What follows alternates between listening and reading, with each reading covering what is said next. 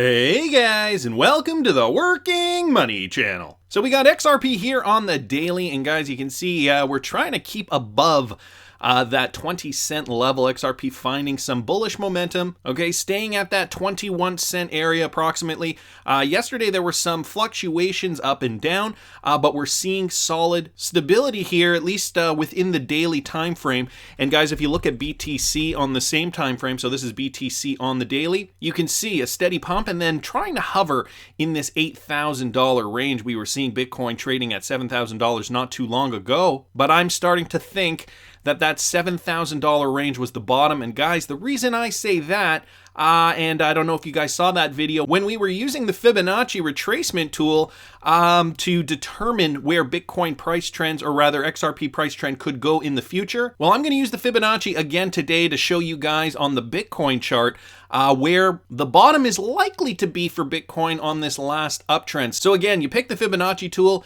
and what you will do is you will drag it from just the classic Fibonacci from the top of the last bull market all the way down to the trough of the last bear market.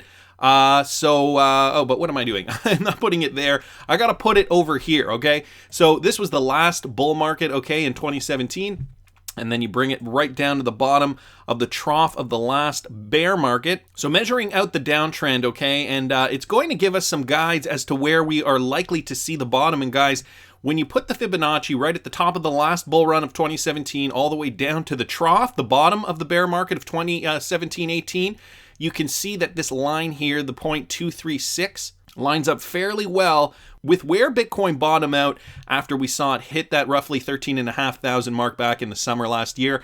So we said we saw this inverted head and shoulders pattern, okay, and then movement upward. And again, guys, if you look at that number here, top of the red zone, bottom of the yellow zone, it fits perfectly. We're finding clear support here in that area. So could that mean that we are looking for more upward momentum for Bitcoin? Well, from a pure technical analysis point of view, it looks to be the case. Again, guys, this is the closest thing you can get to a crystal ball, but still, it is not a crystal ball. So I'm feeling optimistic. I'm going to keep my eye on this, as everyone should when they are dealing with charts. You can't just kind of look at a chart, forget about it for 2 months, come back and expect everything to have happened the way you thought, because charts are ever moving. I like to consider them organic creatures within trading, and they're always changing. They're always adapting to the new situation at hand, whether that be news, whether that be some other form of external factor. This is why I always say TA has its place, and it's looking good in this regard. So Bitcoin hitting that bottom, could we continue to see the upward momentum, and in turn, will that mean that XRP will continue moving upwards as well? All right, I saw this from Matthew LINY on Twitter. Ripple's partner Finablr's ecosystem includes central banks and large financial institutions. The digital transformation is happening, folks. And so this, some documents from Finablr, and yes, Finablr is a partner of, and it's cut off up here, shows a few central banks here, and some of the partners that Finablr is doing business with. So, of course, traditional and MTOs, RIA, MoneyGram, which we know is already a Ripple partner, Barclays, HSBC, and Western Union, airport players, Mac Corp, I can't read that. Global Exchange. This says Currency Exchange and Global Exchange. You guys get the gist. You can see here all of the different partners that are linked to Finablr. And guys, if you don't remember Samsung working with Ripple partner Finablr, okay, this doesn't talk about when Finablr partnered with Ripple, but it does indeed state that Finablr is a Ripple partner. So just to give you guys some back context on that, here too we can see back-end infrastructure, correspondent banks, and distribution partners with the Ripple logo there. So Finablr, a big partner in all this. And then Matthew LINY on Twitter continues by posting in his thread, and he posts this: Finablr is a partner of choice. And so we could see throughout the years, okay, this is the expanded version of this graphic here, showing some central banks that Finablr partnered with. And it gives you a timeline from 1990 to 2000, then 2001, 2014, 2015 onward. You can see the partnerships growing and growing. And, as the decades go on, as the years go on, obviously there are more technological advances in the space. And this is why we see, right, from 2015 onward, we're seeing new types of mobile wallet operators, payments, and technology companies linking into Finablr, WeChat, Google, WorldRemit, LG Pay, so on and so forth. So thanks so much, Matthew, Liny, for that information. You're always posting some amazing stuff. I really do appreciate all the hard work and effort involved. Guys, I saw this from AMB Crypto, XRPL's version 1.4.0, Deletable Accounts supported by validators yet to be enabled. So this is for all you techie people out there who are interested in this kind of thing. XRP has maintained its position among the top 3 cryptocurrencies, while the development arm of Ripple, Spring, kept up with the innovation streak, and the XRP Ledger version 1.4.0 was released on Friday, January 10th. So in a tweet, Spring wrote, XRP Ledger version 1.4.0 is available on mainnet and introduces Deletable Accounts, a new amendment that allows users to delete old XRP accounts and recover some of their base reserve. So on the surface, this looks like, okay, great. You can delete an account. You can recover your 20 XRP. Big deal, right? XRP's at 20 cents. But what is the subtext of this? Why are they creating something that would allow you to recover your base amount of XRP, allow you to delete that account, and recover the 20 XRP that at the time of this recording is worth about $4.20. And here's my thought, guys, is that they realize that this is going to be a problem down the road if they don't solve it sooner rather than later, and XRP will not be sitting at 21 cents forever. Let's just say we were talking about Bitcoin here, and you had 20 Bitcoin sitting in a wallet that you couldn't delete, that you couldn't remove it from. Okay, the equivalent, considering if Bitcoin's trading at about $8,000, would mean that you would have $160,000 sitting in some account that you could not retrieve your Bitcoin from. So these guys are on top of it. These guys are realizing that, I think, at least, it sounds like that. I mean, they're always making improvements to the ledger, but to say that they are able to delete old XRP accounts and recover some of their base reserve, interesting. Anyways, guys, I'll leave this link in the description if you want to read the article further.